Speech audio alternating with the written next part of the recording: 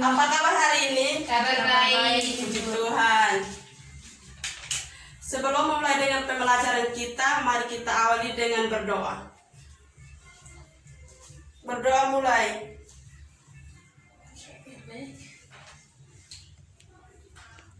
Berdoa selesai. Oke, sebelum masuk kegiatan inti kita, terlebih dulu Ibu memperkenalkan nama dulu.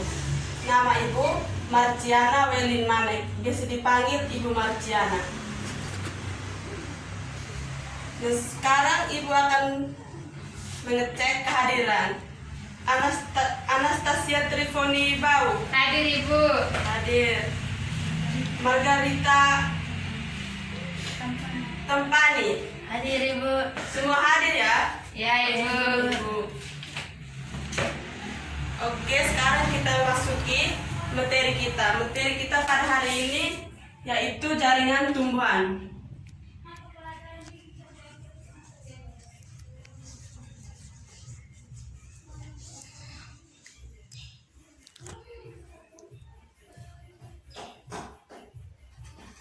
Oke, baik. Materi kita hari ini apa? Jaringan tumbuhan. Oke. Sebelum masuki macam-macam jaringan, yang pertama kita mengetahui dulu pengertiannya.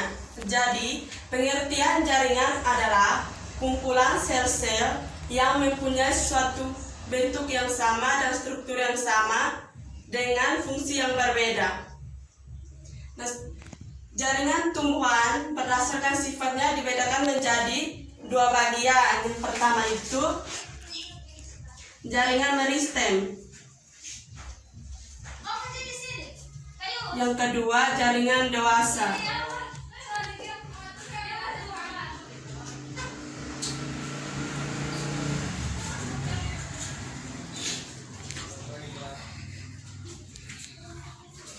Jaringan meristem atau jaringan embrional. Artinya, jaringan ini sel-selnya masih aktif membelah atau belum terferensiasi. Sedangkan jaringan dewasa adalah jaringan yang sudah tidak aktif membelah atau sudah terferensiasi. Jaringan meristem melihat berdasarkan bentuknya atau letaknya dibedakan menjadi tiga bagian. Yang pertama itu meristem apikal. Meristem apikal ini terletak di ujung batang atau ujung akar.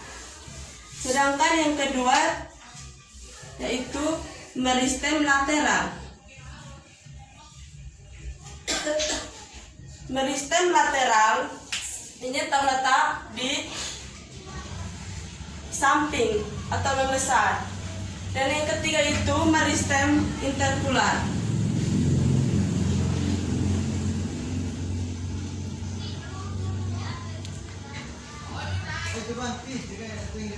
Oke, baik. Berdasarkan letaknya dibagi dari berapa macam? 3. Apa-apa saja? Meristem apikal, meristem lateral, dan meristem interpular. Oke, pintar. Yang kedua itu melihat berdasarkan asal usulnya. Itu dibagi menjadi dua bagian. Yang pertama itu meristem primer, yang kedua itu meristem sekunder. Meristem primer. Yang kedua itu meristem sekunder. Meristem primer berfungsinya untuk memanjang. Itu letaknya juga di pucuk atau di akar. Sedangkan sekunder berfungsi untuk membesar suatu tumbuhan atau memperluas tumbuhan atau batangnya. Itu terletak di batang.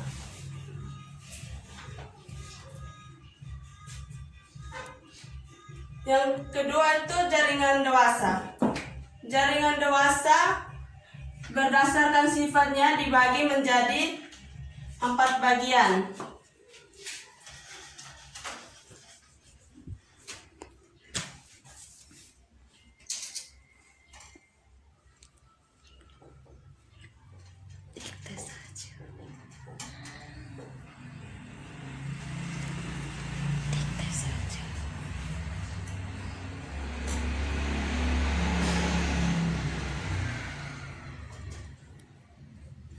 dibagi menjadi 4 bagian. Yang pertama itu epidermis.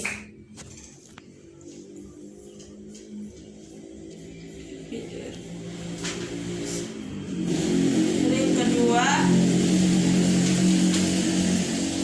jaringan penyokong.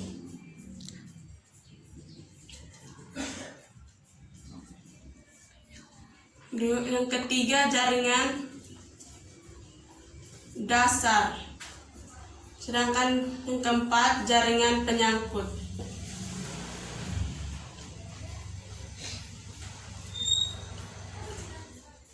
Oke, baik, pertama itu kita melihat pada jaringan epidermis.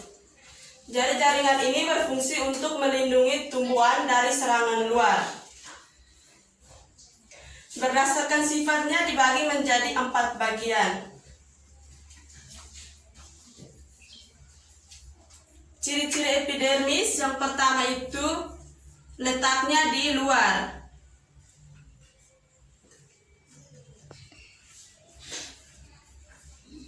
Yang kedua, melindungi. Fungsinya untuk melindungi. Sel-selnya hidup.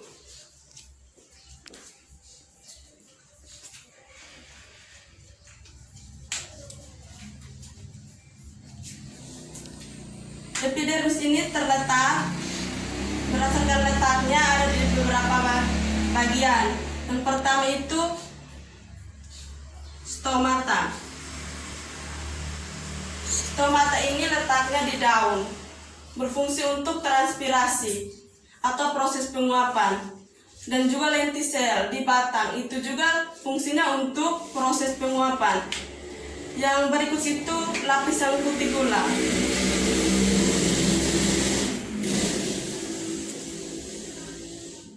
Lapisan kutikula ini bersifatnya seperti lilin dan juga untuk melindungi tubuh tumbuhan. Yang berikut itu spina.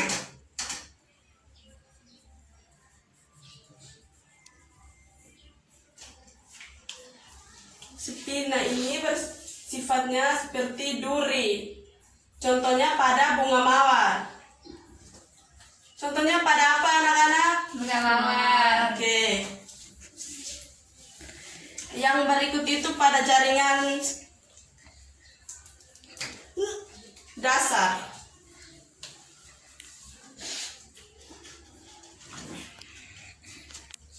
Jaringan dasar.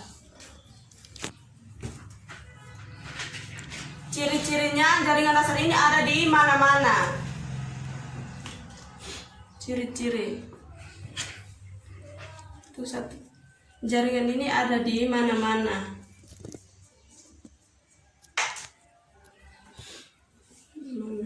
Yang kedua itu berbanyaknya vakuol atau cadangan makanannya banyak.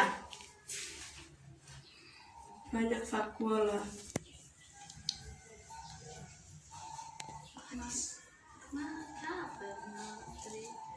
Yang ketiga, ukurannya besar.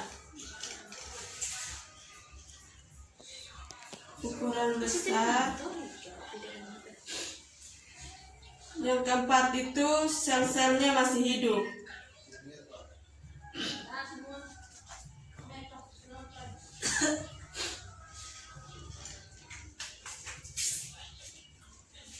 Berdasarkan fungsinya dibagi menjadi beberapa bagian. Yang pertama itu klorofil.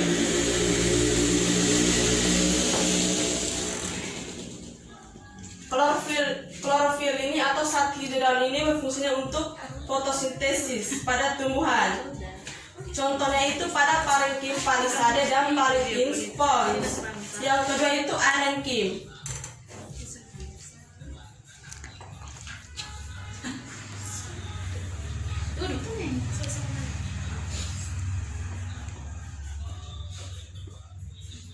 Yang kedua itu arenkim.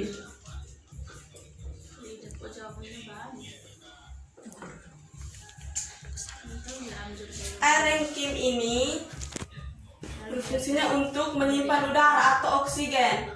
Contohnya itu pada batang teratai. Kenapa batang teratai itu terapung di atas air? Karena di batangnya mengandung oksigen atau udara, menyimpan udara di dalamnya, sehingga batang teratai itu terapung. Yang kedua itu parenkim.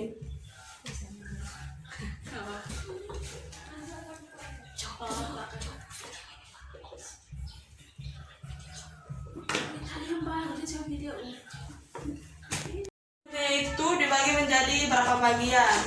Itu kita lanjut, yaitu yang ketiga, yaitu parenkim. Parenkim ini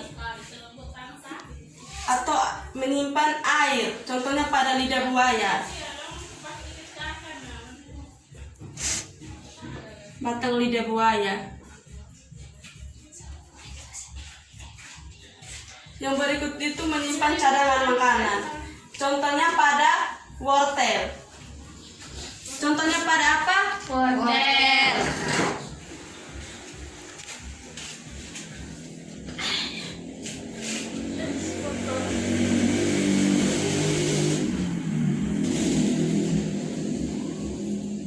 Oke, baik. Berdasarkan fungsinya dibagi menjadi berapa bagian? 4. Oke, pintar. Sekarang kita lanjut, yaitu jaringan penyokong.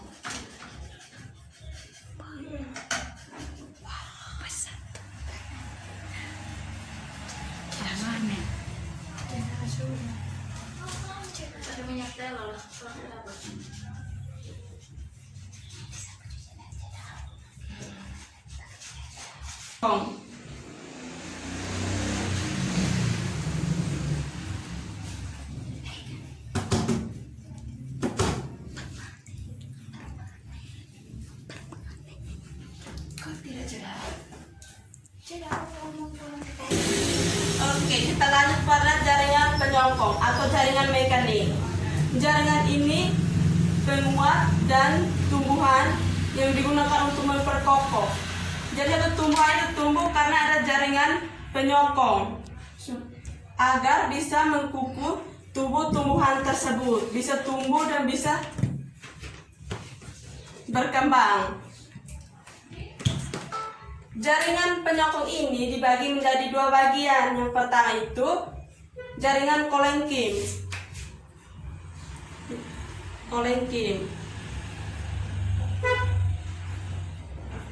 Yang kedua jaringan sklerenkim.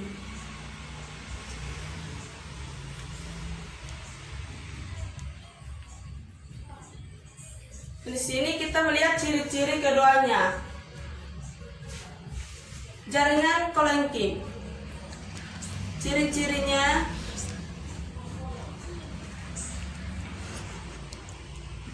yang pertama itu masih aktif mengadakan pertumbuhan dan perkembangan. Jadi jaringan kolenkim ini dia masih aktif mengalami pertumbuhan dan perkembangan. Yang kedua,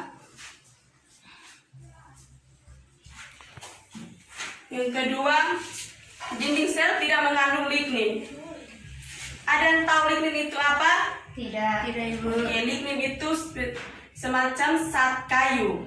Jadi jaringan kolenkim ini tidak mengandung lignin atau zat kayu.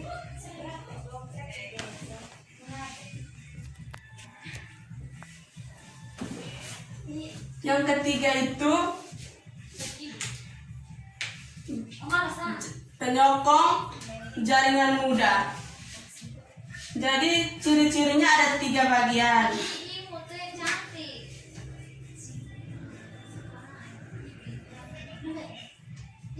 Nah, sekarang kita lanjut di jaringan sklerenkim. Itu kita lihat ciri-cirinya. Ciri-cirinya itu yang pertama, sel-selnya mati. Dia berbeda dengan jaringan kolenkim. Kalau kolenkim itu jaringannya aktif, sedangkan jaringan sklerenkim sel-selnya mati.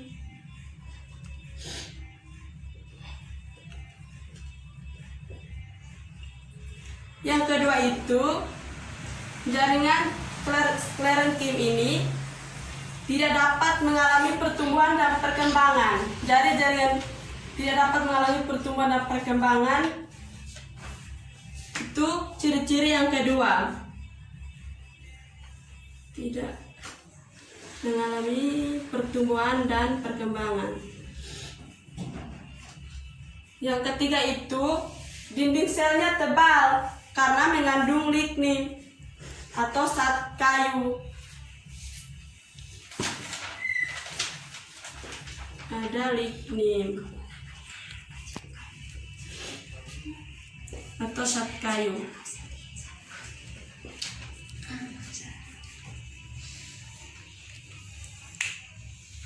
Jadi adik-adik ingat saja perbedaan kolenkim dan sklerenkim itu. Kalau pada kolenkim itu sel-selnya masih aktif atau mengadakan pertumbuhan dan perkembangan. Sedangkan sklerenkim itu sel-selnya mati, itu tidak terdapat pertumbuhan dan perkembangan lagi. Yang berikut kita masuk pada materi yang terakhir, itu pada jaringan penyangkut.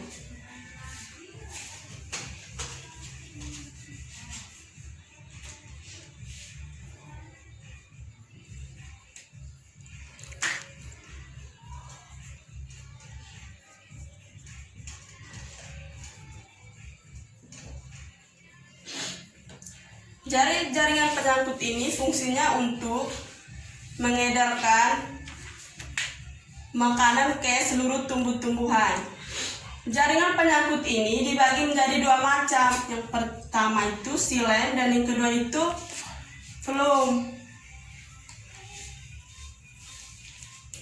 Itu dibagi menjadi dua macam. Yang pertama itu xilem, yang kedua itu phloem. Ada siapa yang tahu fungsi dari xilem dan phloem? Tidak tahu, Ibu. Ya, baik. Jadi xilem ini kita tulis saja kata kuncinya. Air yang pertama. Air, unsur hara,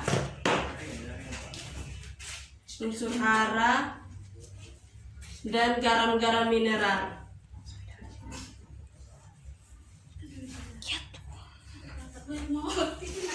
Oke.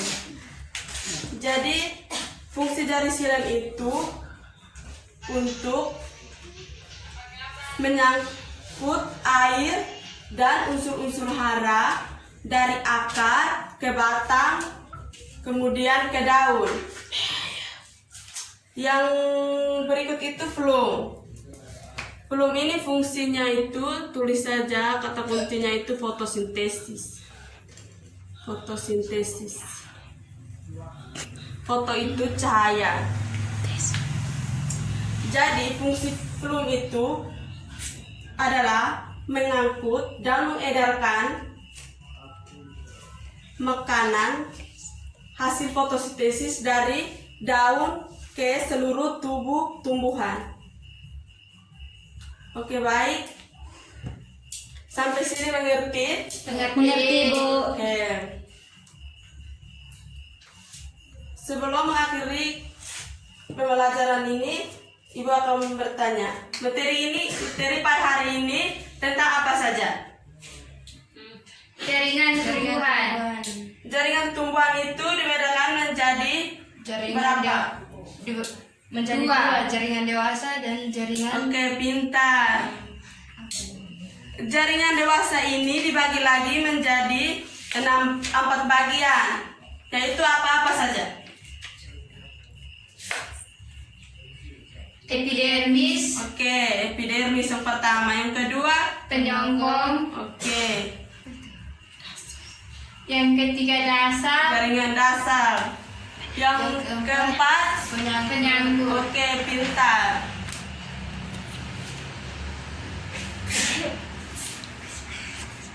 Oke. Jadi adik-adik sudah mengerti? Sudah, Ibu. Oke adik-adik, materi kita sampai di sini saja karena kita dibatasi oleh waktu. Minggu depan baru kita lanjut di materi yang jaringan hewan. Oke, sebelum kita mengakhiri kegiatan pembelajaran kita hari ini, kita menutupi dengan doa. Salah satu orang pimpin doa. Marilah kita berdoa. Berdoa menurut keyakinan kita masing-masing. Marilah kita berdoa. Berdoa mulai. Berdoa selesai. Oke, baik. Selamat pagi adik-adik, sampai ketemu minggu depan. Selamat pagi, Bu.